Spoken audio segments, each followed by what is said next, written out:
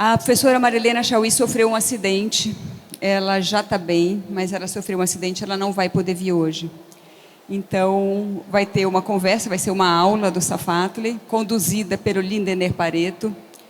E eu já vou chamar o Lindener Pareto para assumir aqui. E lembrando vocês que, ao final, terão autógrafos aqui do lado do Safatli, o Lindener vai estar lá também. E no final de cada mesa, a gente está sorteando livros aqui da Boitempo e das outras editoras presentes na feira. É isso. Lindener, por favor. Obrigado, minha querida.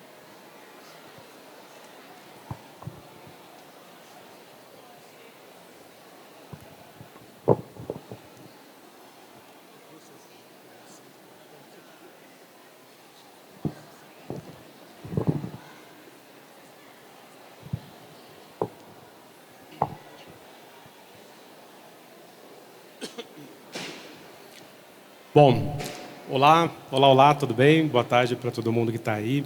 Queria saudar esse grande público aqui do evento da Boitempo e das grandes editoras, independentes e críticas. Inclusive saudar aqui amigos de longa data e alunos e alunas que eu tive em outros momentos também. Arnaldo Lemos Filho, que tirou foto com a gente aqui agora, que é da época da ditadura, mas também viu Vargas, JK, Assis Chateaubriand, ele viu toda a história do Brasil no século XX e está aqui aos 88 anos.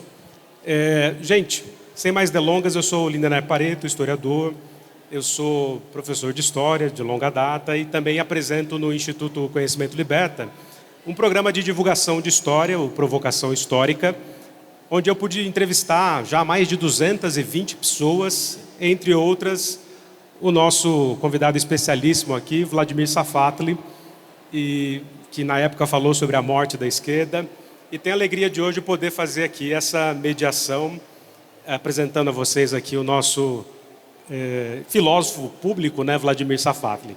Antes de eu passar a palavra para o Safatli, eu só queria lembrar, então, pensando que originalmente nós teremos também, junto com o Safatli, a Marilena Chauí, que acabou de republicar pela Boitempo esse clássico dos anos 80, com um capítulo adicional sobre o neoliberalismo e com um novo prefácio.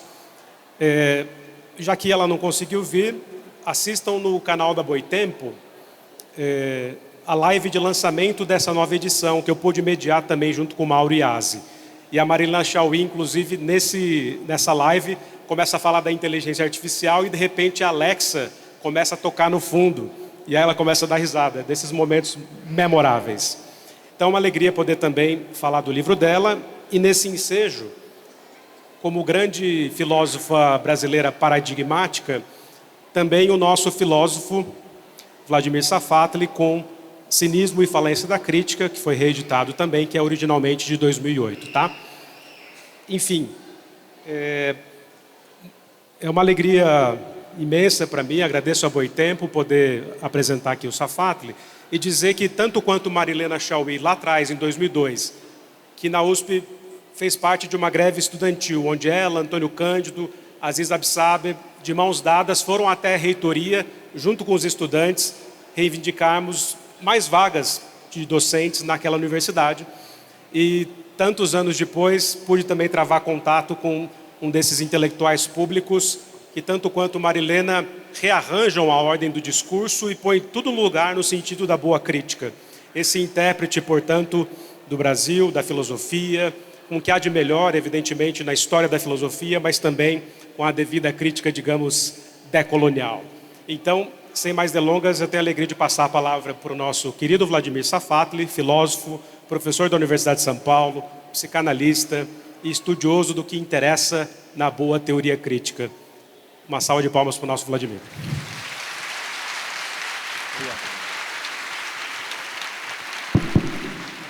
Tá. Então, bem, inicialmente eu queria agradecer a presença de todos vocês aqui. Para mim é uma grande felicidade estar aqui nesse momento, por esta razão. Quer dizer, de uma certa maneira a gente está aqui comemorando o aniversário do Marx, né? Então não teria razão melhor para utilizar o nosso sábado do que essa. Também quero agradecer a Boitempo pela organização, agradecer ao Lindener, é um prazer também estar aqui com você de novo, mais uma vez. Uma pena que a Marilena não pôde vir, seria também algo muito bom a gente poder fazer um debate. mas de toda maneira, quando me avisaram há pouco tempo, então eu tentei refazer tudo o que eu tinha pensado anteriormente, porque inicialmente seria muito mais uma conversa do que efetivamente uma apresentação como essa que eu vou fazer, né? E de toda forma, quando me foi feito o convite para discutir sobre o que é ideologia, eu achei o convite muito bem-vindo, porque durante um certo tempo a ideia de crítica da ideologia tinha saído um pouco do nosso horizonte, né? Vocês devem até lembrar, aqueles que já têm uma certa idade, devem lembrar desses momentos dos anos 90, quando a gente falava que nós caminhávamos em direção a sociedades pós-ideológicas, como se essa discussão já tivesse sido de uma certa maneira resolvida, né? Então retomá-la agora, retomá-la em 2025, certo? Como um instrumento importante da nossa ação crítica, me parece alguma coisa fundamental, né? Eu tentei desenvolver isso um pouco nesse livro que a Boitempo reeditou, né? Tem uma parte, um prefácio novo que eu tento reenquadrar a discussão na nossa situação atual. Eu queria retomar algumas coisas aqui. Então, na verdade, o que eu queria fazer é alguma coisa de duas partes. Claro, não se trata aqui de ficar fazendo uma aula sobre crítica da ideologia no Marx, mas eu queria recuperar um pouco essa discussão no Marx, já que a gente está aqui para celebrar não só o seu nascimento, mas celebrar a sua atualidade, celebrar o seu horizonte, o horizonte importante que ele fornece, tanto para a crítica quanto para a ação. Então eu queria retomar um pouco alguns elementos que estão lá presentes na ideologia alemã, que inclusive a Marilena trabalha de maneira extremamente generosa, eu diria, no seu livro, que todos nós lemos, faz parte da história da nossa formação, né? E a partir disso eu queria falar algumas coisas sobre as condições de atualização do conceito de ideologia hoje, né? Quer dizer, como ele é desenvolvido no século XIX, no momento do Marx e Engels, na ideologia alemã principalmente, e como ele agora pode ser um instrumento, mais uma vez, para a nossa reflexão crítica e para a nossa ação de transformação, né? E eu começaria lembrando a vocês que esse termo ideologia não é uma invenção do Marx, né? Ele não aparece pela primeira vez nos textos do Marx. Na verdade, se vocês quiserem fazer uma gênese do conceito de ideologia, vocês vão ter que andar um pouco para trás, vão ter que ir até mais ou menos o momento da Revolução Francesa, onde vocês vão encontrar os ideólogos, né?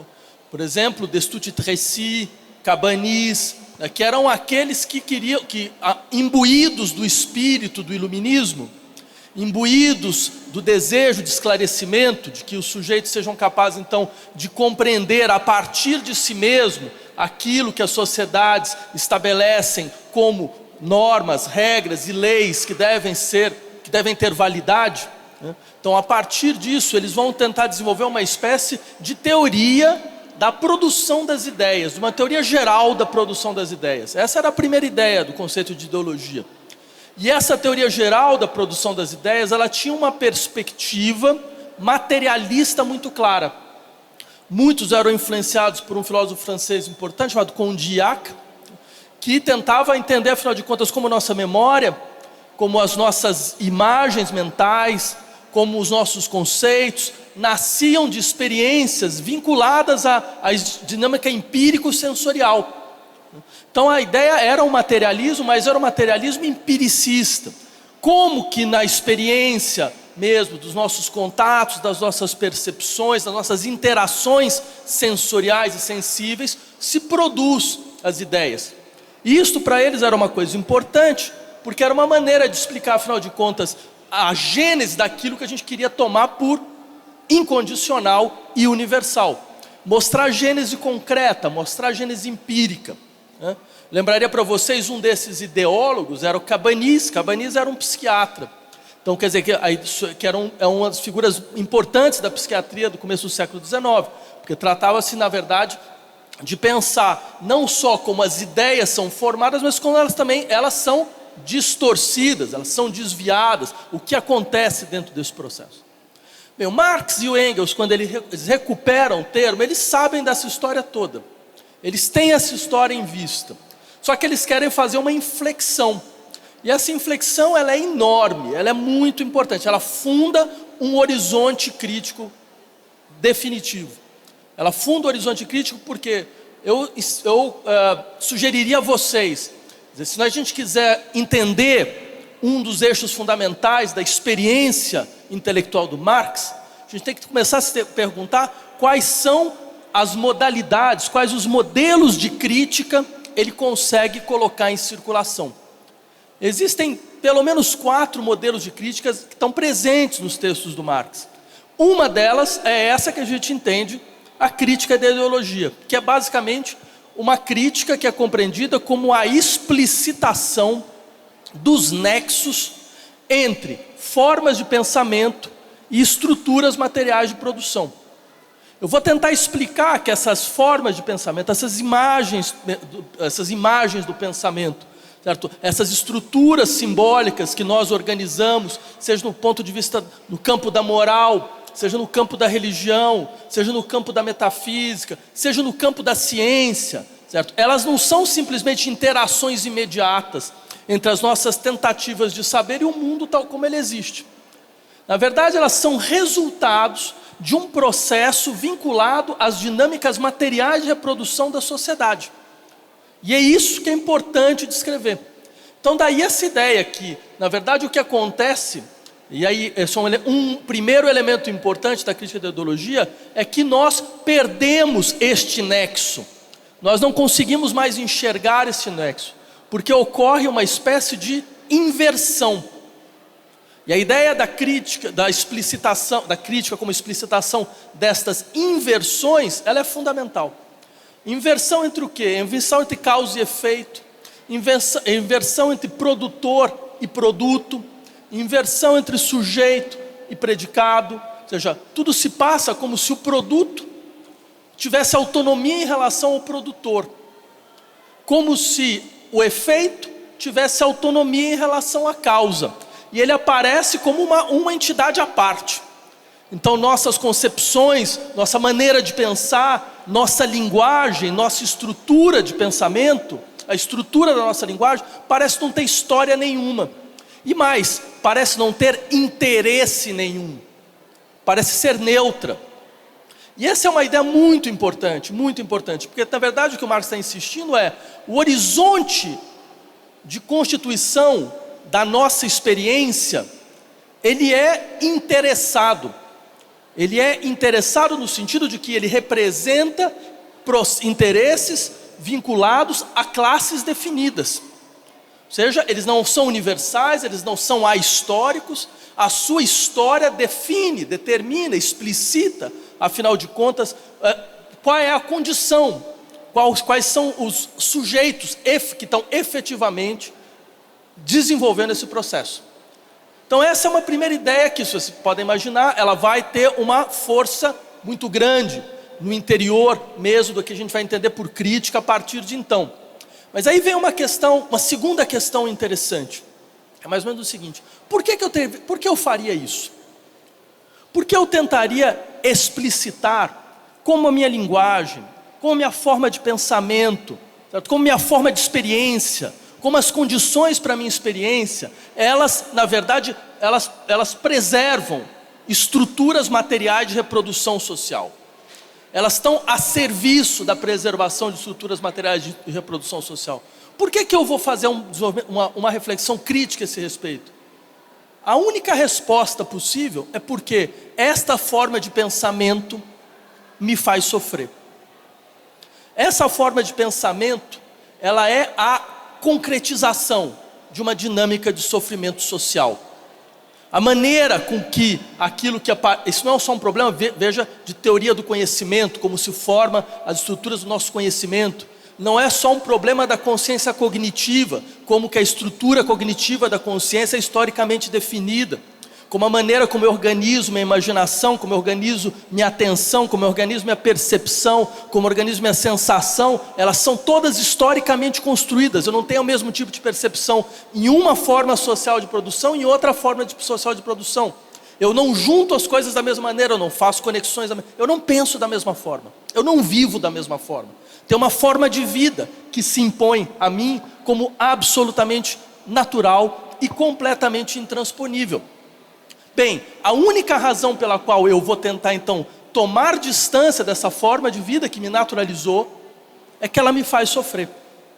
Então, por isso tem uma outra dimensão importante da ideia de crítica no Marx, que é a crítica como a escuta do sofrimento social. E aí eu queria insistir num ponto, porque esse me parece um ponto muito importante. E essa é uma grande contribuição do Marx. É lembrar, a única razão pela qual nós queremos criticar o mundo, é porque esse mundo nos faz sofrer.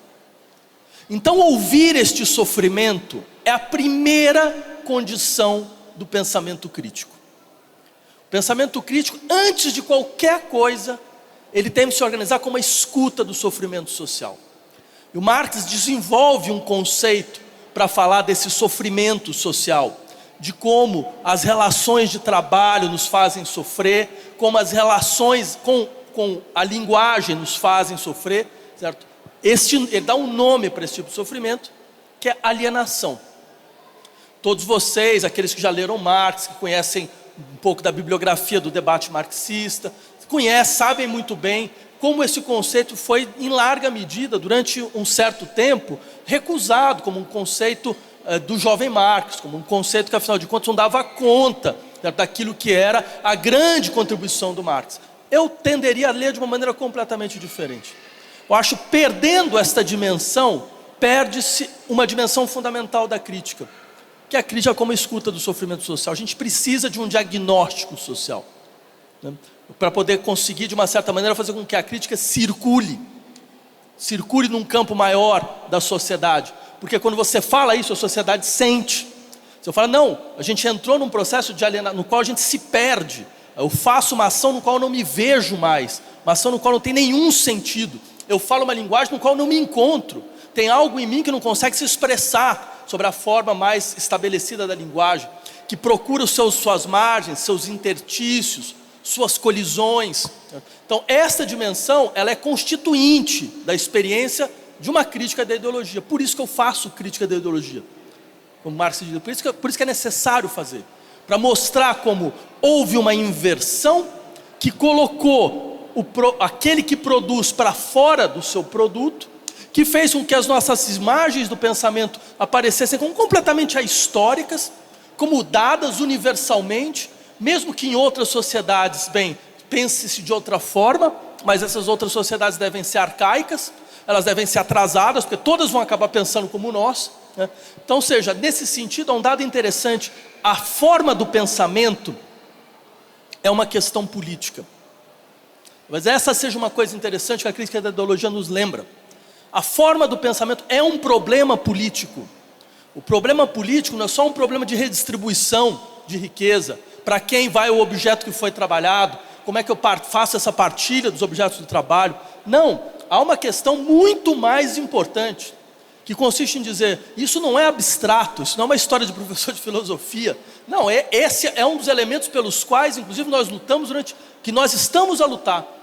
Quando você tem grupos que se mobilizam para mudar a linguagem, para mudar a maneira com que os sujeitos se relacionam à linguagem, como eles são descritos pela linguagem, para abrir outros espaços no interior da linguagem, certo? Para insistir que, afinal de contas, nossas dicotomias, elas podem ser superadas, elas não são insuperáveis, certo? Isso mostra como a forma de pensamento é uma parte do processo de reprodução material da sociedade. Ele é uma parte, e fazer a crítica dele é ampliar este processo.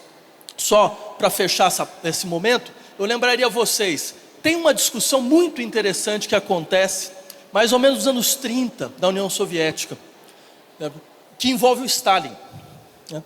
Porque num dado momento, muitos se perguntam, vejam, se nós estamos num processo de transformação revolucionária, a linguagem é uma superestrutura, então uma revolução muda a linguagem. Muda radicalmente a maneira como nós descrevemos a experiência, a maneira como nós organizamos a experiência. E aí aparece o Stalin para falar, isso é uma coisa de Dom Quixote, não se muda a linguagem. Certo? Esse é um dado interessante, ou seja, como se mata uma revolução, quando você limita o espaço, o escopo das suas transformações. Eu diria, uma crítica da ideologia lembraria o contrário. Não, é agora que começa para valer mesmo as transformações sociais. quando a linguagem que nos estrutura, ela parece como uma espécie de capa muito curta, que eu não aguento mais falar dessa forma como sempre se falou, eu não aguento mais experimentar dessa maneira como sempre se experimentou, porque afinal de contas eu tenho a consciência da historicidade e do caráter interessado dessas escolhas. Ok, então qual era a função, aceito isto, qual era a função efetiva da crítica no campo político? Era permitir, aí uma outra coisa, a emergência de um sujeito político que fosse capaz de fazer esta apreensão, certo? Das condições que foram naturalizadas e criticá-las. E por isso esse sujeito político tinha que ter uma força muito específica. E eu diria que talvez essa seja uma das grandes contribuições do campo político que o Marx fez para o campo da política. Quem é o tipo de sujeito político revolucionário? E aí eu insistiria, esse é um terceiro espaço da ideia de crítica, né? Crítica como escuta do sofrimento social, crítica como explicitação dos nexos entre formas de pensamento e estruturas do pensar, e a crítica como identificação dos sujeitos revolucionários, com potencial revolucionário. E qual que é a ideia central aqui? É falar, o único sujeito que tem condição de ter potencial revolucionário é aquele que sabe dizer não. Mas sabe dizer não de uma maneira que nunca se disse até agora. Que sabe dizer não como quem se afasta radicalmente, como quem se desidentifica radicalmente das instituições que parecem naturalizar as nossas formas de vida. Então alguém que diz não à religião, diz não à moral, diz não ao Estado, diz não à nação, diz não à família, né? Vocês lembram dessa passagem muito importante do Manifesto Comunista, do Marx e do Engels, quando ele vai falar, dá um nome para esse sujeito, que é o proletariado. Falar, o proletariado não é só aquele que não só tem sua força de trabalho, e nada mais do que isso para ser vendido, que foi espoliado de tudo, que está na mais absoluta miséria. Não, não é só isso. O proletariado é aquele que, dado essa condição social, ele transforma isso numa arma política. Dada essa condição social, ele não vai sair à procura, então, de uma melhor inserção nas instituições da sociedade burguesa capitalista. Ele vai dizer, essas instituições não têm lugar para mim, nunca tiveram. Essas instituições, elas devem ser radicalmente afastadas e criticadas. Então essa frase famosa do Marx e do Engels, o proletariado não tem pátria, não tem nação, não tem religião, não tem moral, não tem família, não tem Estado. E não se trata de dar uma Estado, uma religião, uma moral, uma família, uma pátria para o proletariado. Trata de fazer dessa força de recusa a maior de todas as armas políticas que a gente já conheceu. Por que a maior? Porque é aquela de quem diz, eu não sou desse mundo. Esse mundo não é meu. Eu posso construir um outro mundo. Eu posso produzir um outro mundo que ainda não apareceu. E eu sei que eu posso. Por isso que eu ajo politicamente. Então, é como se nesse momento a política conseguisse roubar dos deuses, conseguisse roubar da teologia o fogo de construção de outro mundo. E esse é um dado importante, não basta só uma crítica, não basta só a crítica estruturada do presente. É necessário também essa capacidade de se afirmar como uma força de recusa, de desidentificação e uma promessa de construção. E por que eu digo isso? Aqui eu queria finalizar trazendo um pouco esse debate para o nosso momento contemporâneo. É claro que as condições para o uso do conceito de ideologia não são as mesmas do século XIX. E isso vários autores levantaram, desde o Adorno, certo? Debord, até mais recente, alguém como Zizek, por exemplo, esse é um lado interessante da discussão dele, é falar, veja, as condições, certo? De você imaginar que fazendo o desvelamento, certo? Da estrutura de produção, da aparência, fazendo o desvelamento da estrutura de produção da nossa forma de pensar, seria possível passar para uma outra forma de pensar, não está dada mais. não está mais dada. E a questão é entender por que isso não está mais dado. O que aconteceu? Ou seja, não abandonar a crítica da ideologia, mas complexificá-la. Mas entender as condições atuais para que ela possa ter alguma força efetiva. E aí vem uma discussão que eu acho importante, gente. Por exemplo, alguém como Adorno, nos anos 50, quando ele for recuperar o conceito, ele vai falar o seguinte: olha, o problema fundamental atual é que ideologia sempre foi uma questão de desvelamento daquilo que não se apresenta. Um pouco como essa ideia do iluminismo, do esclarecimento, certo? Da crítica como uma clarificação. Eu vou tirar o véu, eu vou mostrar como a coisa realmente funciona, certo? Eu vou mostrar as estruturas, as forças, as relações de produção por trás. Só que a nossa sociedade hoje é demasiadamente transparente a respeito da sua pretensa complexidade. Ou seja, como se ele dissesse: não, mas agora é como se a realidade já trouxesse a sua própria crítica, ela já explicitasse isso. Posso dar um exemplo, vocês devem ter visto isso há pouco tempo, semanas atrás. Lembrem quando os funcionários do governo norte-americano faz um anúncio de que eles tinham conseguido, enfim, fazer um acordo com a Ucrânia. E usa todo um vocabulário que todo mundo sabe que é falso, radicalmente falso. Dizendo: agora a gente vai poder ajudá-lo, vamos poder ajudar a reconstrução. Sendo que todo mundo sabe que era uma operação de rapinagem, estava mais do que explícito, o próprio governo explicitou. Mas esse discurso continuava funcionando como uma mera aparência. Na verdade é como se fosse uma questão de dizer: eu vou sustentar, mas vocês sabem muito bem, todo mundo sabe, que não é esta a verdade, que as relações são outras. E o que é mais fantástico é que mesmo sabendo, nós não vamos fazer nada. Nada vai ser transformado. Ou seja, a explicitação da verdade, nesse caso, não tem a força performativa de criar indignação mais. E aí vem essa questão que me parece uma questão muito interessante. Quando a ideologia, ela se mistura com a realidade de uma maneira tal que todos sabem, afinal de contas, que é ideologia. Todos sabem que, afinal de contas, é uma aparência posta como uma aparência. Mas isso não cria um ímpeto de transformação, cria uma melancolia. Cria uma posição melancólica de quem diz: mas não dá para fazer nada no mundo. Não é possível fazer mais nada nesse mundo. Então antes, a metodologia poderia ser descrita da seguinte forma: é aquela naturalização de quem fala: não, mas as coisas são como são. Isso, não, do sentido de que as coisas são assim, e você não percebe que elas poderiam ser de outra forma. Agora, ela pode ser descrita da seguinte maneira: é como se alguém falasse para vocês: não, mas as coisas são exatamente assim. Eu sei que está ruim, eu sei que é insuportável, eu sei que não tem nenhuma legitimidade, nada disso. Eu sei que a gente está dentro de uma crise geral de legitimidade, mas isso é o que tem para hoje. Essas são as condições. Neste momento, a ideologia ganha, ela vence, ela mostra a sua força brutal, que é a força da desmobilização radical da ação. É a força do uso da melancolia como uma arma apontada contra nós, contra todos nós. E aí vem uma questão interessante, que é: por que se chega nesse ponto? O que acontece? Daí porque alguns teóricos vão desenvolver essa teoria de que não, agora a ideologia já não produz uma falsa consciência, uma consciência que não percebe o que ela faz. Sabe, um pouco como aquele dito do Evangelho, quando Cristo está lá na cruz, né?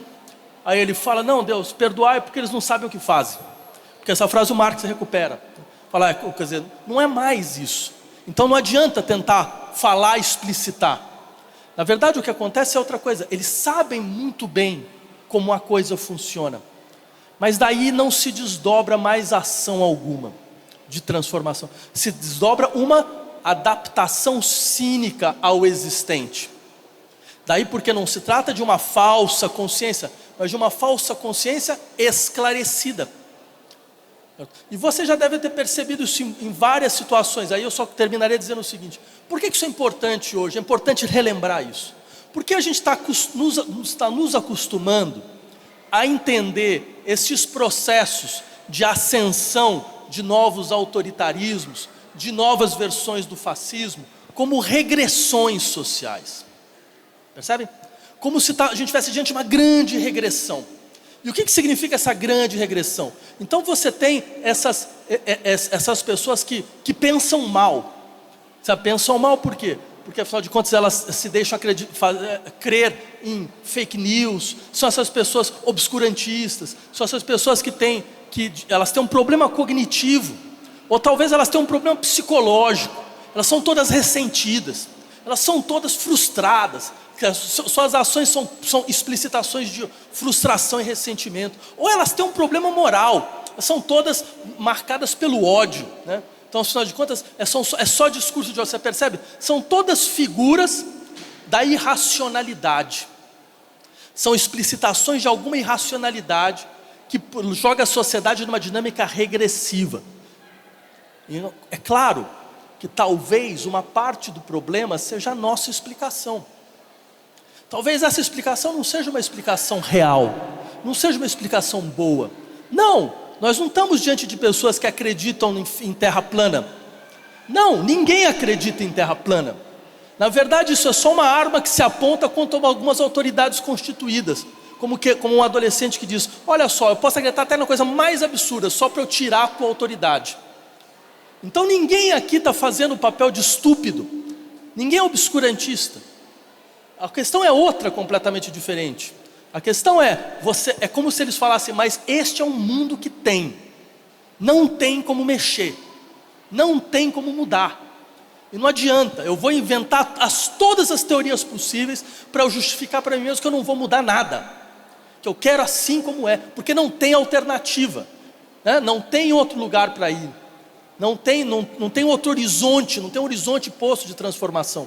Então você tem uma queda desse horizonte de transformação, que eu poderia chamar, é uma queda desta maneira com que a política de esquerda um dia recuperou este desejo teológico de habitar um outro mundo.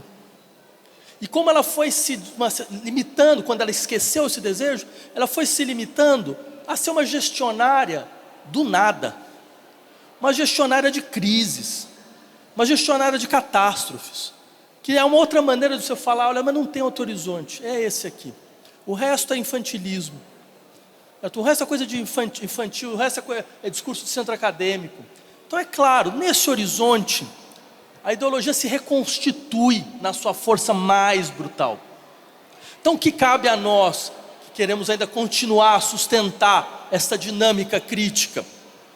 Cabe a nós ouvirmos o sofrimento social mais uma vez, ouvirmos o mal-estar, que é uma marca geral da nossa sociedade, certo? E dar a este mal-estar uma direção e um nome.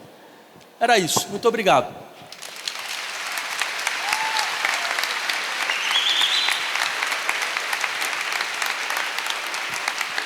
Mais uma hora.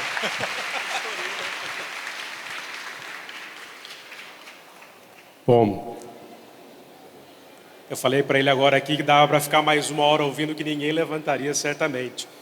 Tenho a impressão aqui, eu vivo falando isso aí, não só no Provocação Histórica, mas pelos corredores, que a despeito de uma série de críticas que se possa fazer a tantas vezes elitizada Universidade de São Paulo, esses grandes narradores, né, tipo a Marilena e o próprio Safatli, são cada vez mais raros numa universidade que se especializa num produtivismo tantas vezes vazio, né? É sempre uma alegria ouvir o Safatli arregaçando as mangas como intelectual público que é. E aí, para incendiar de vez as armas da crítica, celebrando o taurino Karl Marx, que sabia evidentemente valorizar aquilo que é uma boa cultura material, por exemplo, a alimentação, mas vamos incendiar de vez e, no fim das contas, o resultado das suas investigações, análises, reflexões, dá, no fim das contas, na sua crítica às ações da esquerda e, por isso, a morte da esquerda, né? Quer dizer, o que resta ou o que restou desse cinismo e dessa falência foi exatamente essa morte. Então, acho que antes de abrir para o nosso público, fala um pouco dessa morte, né? Que tanto deu polêmica, tanta gente falou, tanta gente confundiu, né? Acho que vale uma palhinha. Então, obrigado, Lindené, pela questão, porque, assim, acho que não vai ser a primeira vez, porque já me chamaram, inclusive, de funerária da esquerda, né? E eu queria só insistir em um aspecto dessa discussão, porque é uma discussão longa. Eu reescrevi um livro que eu tinha reescrito há 13 anos atrás. Esse 13 não é um acaso, né? Chama Esquerda que Não Teme Dizer Seu Nome, que vai sair de novo no mês que vem, de maneira completamente reconstruída, que eu quis retomar isso de uma forma um pouco mais sistemática, né? Mas eu queria insistir o seguinte: como alguém que vem de uma tradição hegeliana, eu sei que numa vida se morre várias vezes, né? A vida é composta de várias mortes, não se morre só uma vez, né? Então, ao falar isso, não é um chamado para que vocês todos voltem para casa e vão cada um cuidar do seu jardim. É simplesmente uma maneira de dizer: não mais no nosso nome. Não mais no nosso nome. Essas conciliações, essas paralisias, essa covardia, no nosso nome não mais. A gente sabe, tem toda a consciência da situação onde o país está, da precariedade do país, dos riscos que o país. Ninguém aqui é irresponsável. Todo mundo analisa isso há muito tempo. Você me desculpa, mas assim, eu comecei a falar que existia uma tendência fascista no Brasil há 10 anos. Eu lembro muito bem, quando eu começava a falar na Folha de São Paulo, todo mundo achava que eu estava no centro acadêmico. Eu falava: não, é real, é concreto, né? E aos poucos isso foi se demonstrando de maneira cada vez mais forte e global. Então todo mundo sabe disso. A questão é outra.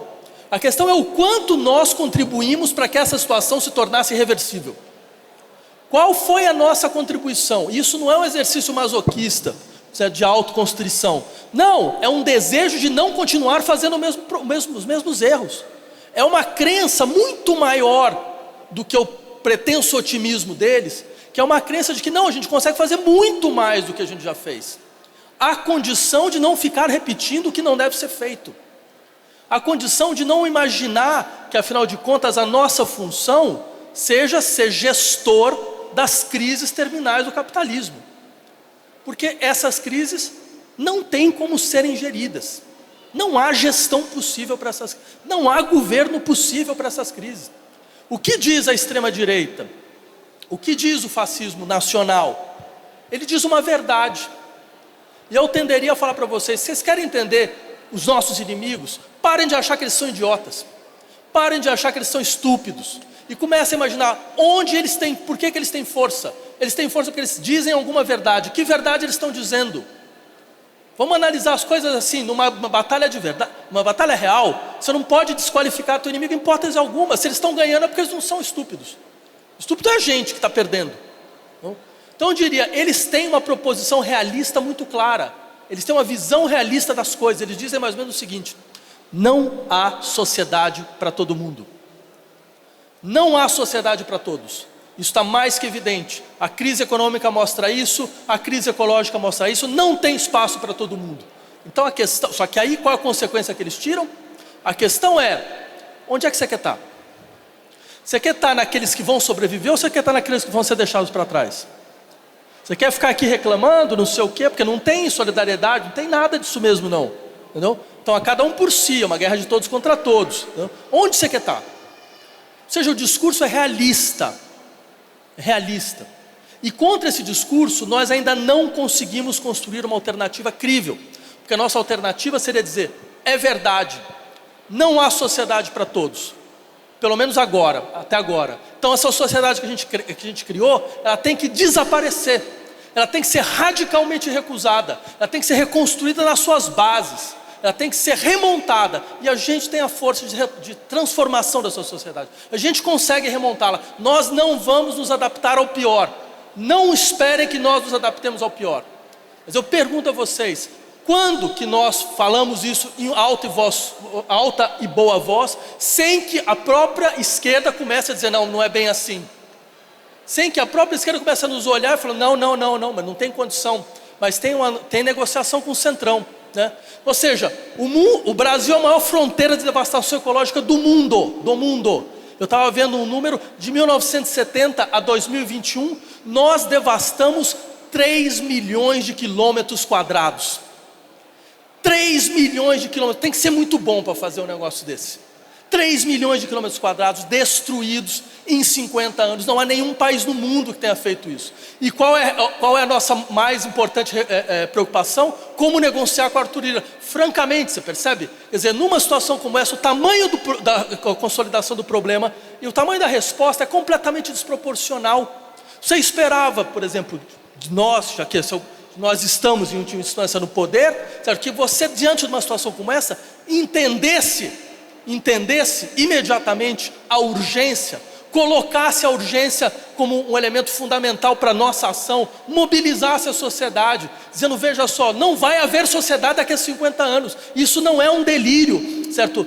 Milenarista, messiânico, qualquer coisa parecida, é um dado concreto do processo de produção social, é um dado concreto do processo de crescimento exponencial ao qual nós estamos submetidos. Há uma transformação estrutural que deve ser feita. E o que a gente tem? Um governo que coloca mais de 40 bilhões de reais no plano safra. Aí realmente, meus amigos, você percebe? A gente fica sem alternativa de contraponto a uma visão que é própria da extrema-direita. Era isso.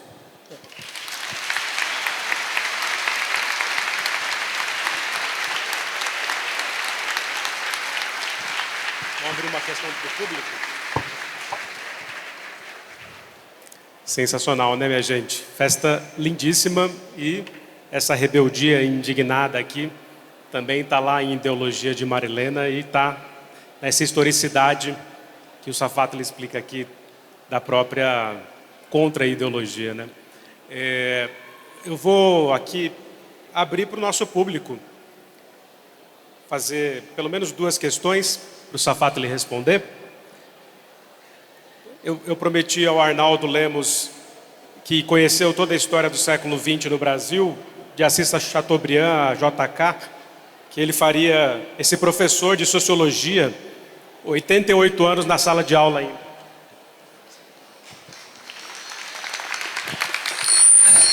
Não, eu queria somente cumprimentar o Safatli pela belíssima exposição que nos fez, né?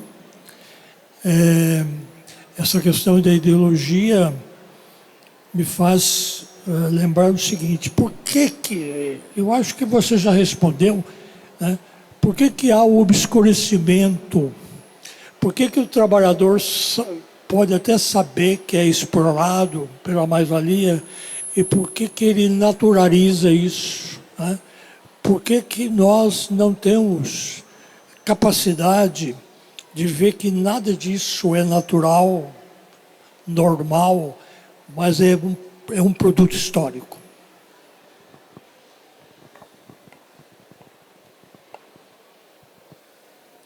Querem fazer uma segunda e aí o Safatli responde na sequência?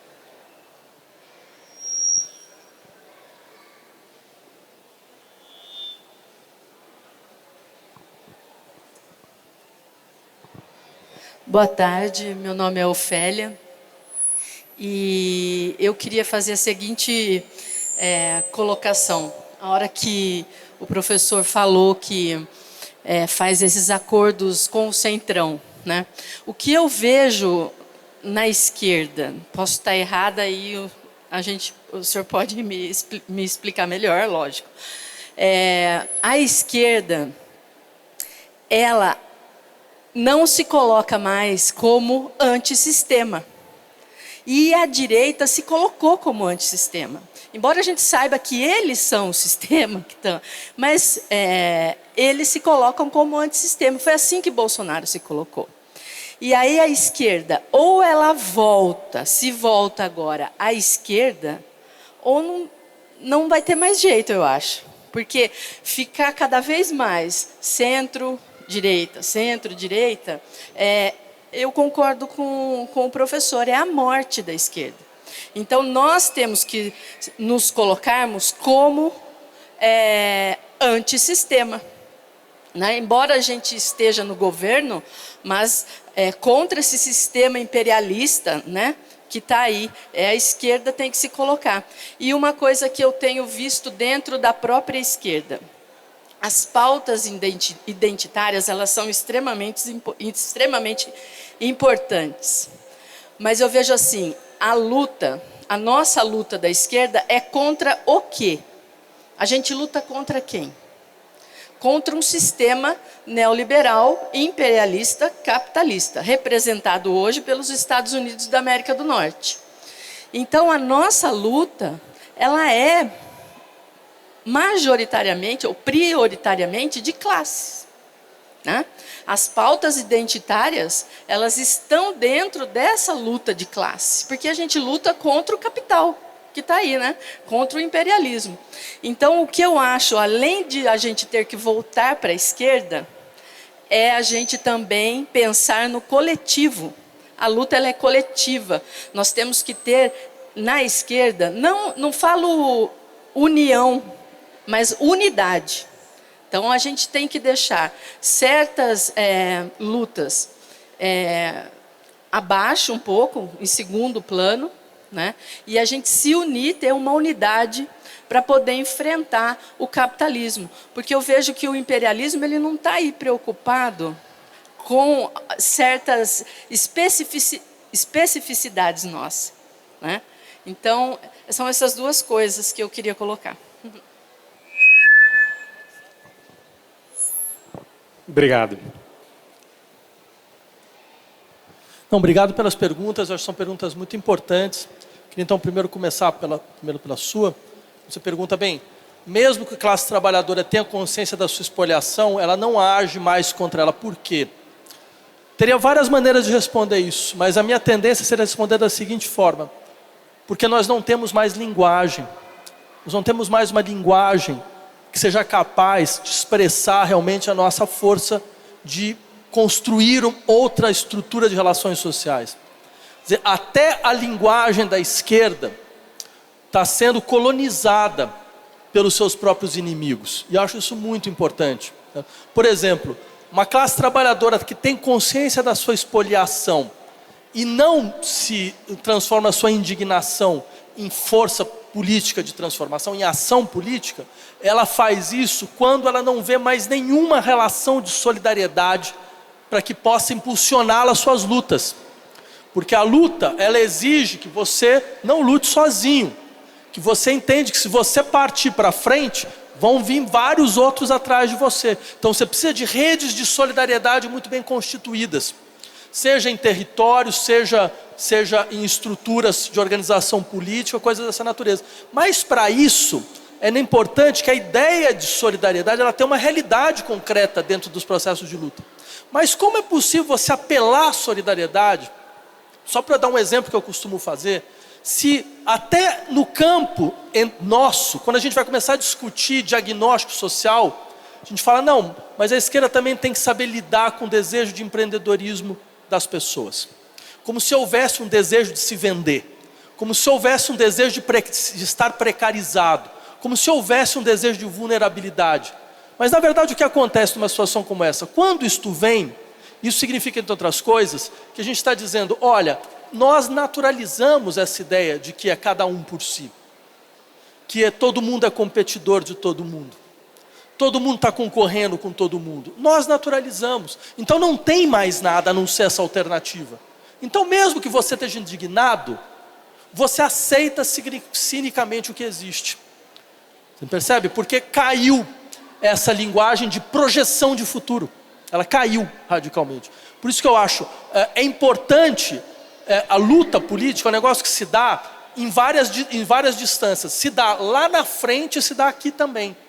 Ela se dá num pensamento, na sustentação de um pensamento longo e na reflexão sobre situações concretas práticas do cotidiano. Os dois elementos têm que estar conjugados.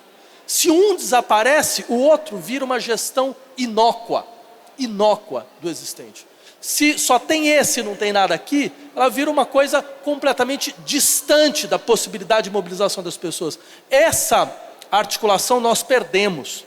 Eu acho que isso a classe trabalhadora sente atualmente. Por isso que ela se retrai. E ela se retrai, não é que ela tá satisfeita, não tem ninguém satisfeito. Se eu começar a falar sobre a história do século XXI, é uma história de sequências de insurreições populares, que começam com a Primavera Árabe, que passa pela Turquia, passa pela Espanha, passa pelo Chile, passa pela Colômbia, passa pelo Brasil. Eu sei que tem gente que vai discordar, mas bem, isso é outra discussão. Passa pelo Brasil, ou seja, você tem uma sequência de insurreições que mostram a insatisfação orgânica das populações. E aí a questão é como é que a gente está conseguindo dar a esta insatisfação uma forma. Agora, sobre a sua questão, que na verdade são duas, eu tenderia a dizer o seguinte: sobre a primeira, eu acho que você tem toda a razão. De fato, a gente vive em um mundo invertido agora, onde a ideia de revolução passou para a direita. Eu lembraria a vocês de uma anedota, que ela é dramática, mas ela pelo menos tem um lado pedagógico. Certo? Há uns 2 anos atrás, a extrema-direita brasileira organizou esses eventos medonhos em Balneário Camboriú, que era uma coisa do tipo encontro mundial intergaláctico das direitas de todas as esferas do horizonte da existência, estavam lá. E era organizado pelo senhor Eduardo Bolsonaro. Eu estou em casa trabalhando tranquilamente, um amigo fala: olha, o Eduardo Bolsonaro pegou um discurso seu. Eu falei: não é possível, como assim? Dá uma olhada nisso aqui. Ele mandou o link. Aí eles tinham colocado um telão atrás, porque era o momento que eu falava algo que eu vou falar agora, então eu espero que ninguém filme, Que era falando: não, mas o processo revolucionário hoje é dado pela direita. A direita é uma força revolucionária, é uma revolução conservadora, mas é uma revolução. E eles botaram. E aí eles falaram: olha, tá vendo, até o pessoal da USP já sabe disso. Ou seja, eles se assumiam. Bem, a primeira coisa que eu queria, lembro isso só para dizer, vejam, é importante a gente entender o tipo de transformação subjetiva desses setores da população. Eles se veem efetivamente dentro de um processo de ruptura. Enquanto a gente ficou com essa situação completamente surreal de tentar preservar o impreservável. Nós nunca tivemos essa função de ser gestor de crise do capitalismo. Nossa função sempre foi outra. Sempre foi dizendo: de fato, não dá para gerir, não contem conosco. Nós temos outra coisa, nossa força, nossa criação, nossa imaginação, nós vamos colocar em outro lugar. Nós temos uma imaginação enorme, a capacidade de criação enorme, ela não vai ser colonizada por isso. Então acho que esse é um elemento importante. O que aconteceu para que nós aceitássemos o medo como nosso afeto central? O medo de que se nós não ocupáramos esse lugar, o pior virá. Sendo que a gente não percebe que o medo é uma parte da força do pior. O nosso medo alimenta a força do nosso inimigo. Esse é um problema central. Agora, sobre a questão do dito identitarismo, e eu insistiria a colocar as coisas nesses termos, teria várias coisas a dizer, mas 2 que eu acho importantes aqui. A primeira delas é: identitarismo é um risco que acomete toda e qualquer luta política. Toda e qualquer luta política. Luta de classe pode ser identitária. Basta você começar a entender classe em chave identitária. Basta começar a entender a classe como aqueles que são parecidos conosco, e não aqueles que podem se associar a nossas lutas independente de onde eles vieram. Isso já aconteceu várias vezes. Então a classe não é garantia de nenhuma saída de identitarismo que seja. Luta nacional pode ser identitária, luta religiosa pode ser identitária. Eu não entendo porque a gente utiliza identitarismo só para um setor de lutas sociais. Eu acho que tem um problema aí. Aí eu viria a um outro aspecto, a segunda questão que eu queria trazer. Porque eu não acho que essas lutas sejam identitárias. Eu acho que essas lutas são universalistas. É uma outra coisa. Essas lutas estão dizendo: a universalidade real ainda não existe. Nunca existiu. E ela não vai existir enquanto houver marcador de violência em cima de gênero, em cima de raça, em cima de orientação sexual, em cima de qualquer tipo de elemento que constitua, certo, uma história que recupere uma história orgânica de violência que é própria do capitalismo contra os setores mais vulneráveis da sociedade. Então, eles estão dizendo, esse universalismo nunca existiu ainda, a não ser em situações intermitentes. Ele existiu em algum momento na Revolução Haitiana, por exemplo, ele existiu. Quando os haitianos escreveram uma nova Constituição, quando eles falavam, olha, a partir de agora, todos aqueles que habitam aqui vão ser chamados de pretos, inclusive os poloneses que nos ajudaram na nossa guerra de libertação nacional. Então, ou seja, isso é raro, é um momento raro. Então, acho que essas lutas elas têm uma função muito importante, denunciar que o universalismo não existe. Agora, é claro, elas podem ser integradas dentro de... É um jogo, mas toda luta pode ser integrada. Elas podem ser integradas dentro do jogo de... É possível integrar vocês dentro da sociedade.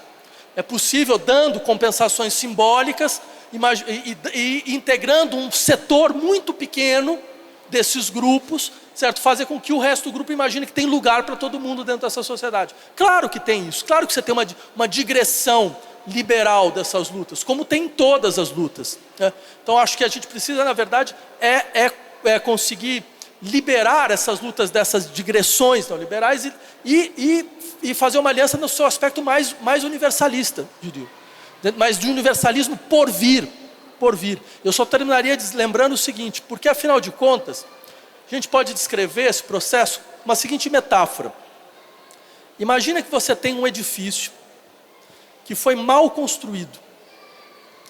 Tem poucos apartamentos, tem umas coberturas enormes, assim, cada vez maiores. E tem um punhado de gente que mora fora. E o que acontece? O pessoal que mora fora começa a olhar assim e fala, não, por que eu não posso estar aqui dentro? Por que é você e não eu?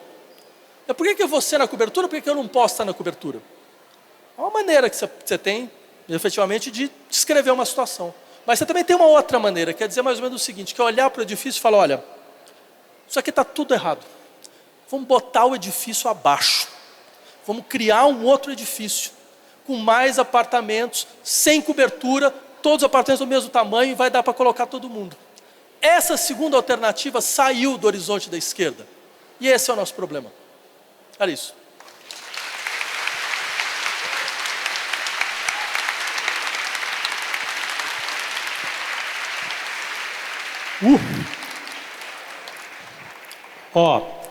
Infelizmente temos que terminar, já está chegando a hora de ir. Pelo menos aqui, ouvindo o Safatli, que é sempre um alento e um novo respiro. Então eu quero reiterar aqui Cinismo e Falência da Crítica, de 2008, que está sendo reeditado, né? E o Safatli, inclusive, vai fazer ali a maratona de assinaturas. E também a gente discutiu via Safatli, mas também discutimos Marilena Chaui, com a nova edição de um best-seller lá dos anos 80, né? Que a Marilena Chaui relançou, a Boitempo relançou. Assistam a live de lançamento, Marilena Chaui falando desse livro, junto com Mauriase, eu tive a alegria também de mediar. Está lá no canal do YouTube da Boitempo, tá? E para terminar aqui, para o Safatli se despedir de vocês, o nosso grande público, eu falei para ele nos bastidores do Guia Pervertido da Ideologia, do Zizek. E se eu fosse um cineasta, não apenas um pseudo-cineasta de Instagram, mas um cineasta com recursos e crédito na praça, eu chamaria o Safatli para fazer o Guia Pervertido da Ideologia Brasileira, aqui a nossa versão, digamos, Herbert Richards. Seria sensacional. Bom, muito obrigado, agradeço o grande público, as pessoas que eu encontrei aqui também, a presença de todo mundo e passo para o Safatli se despedir de vocês. Só queria agradecer, muito obrigado pelas perguntas e por tudo e tamo junto, até mais.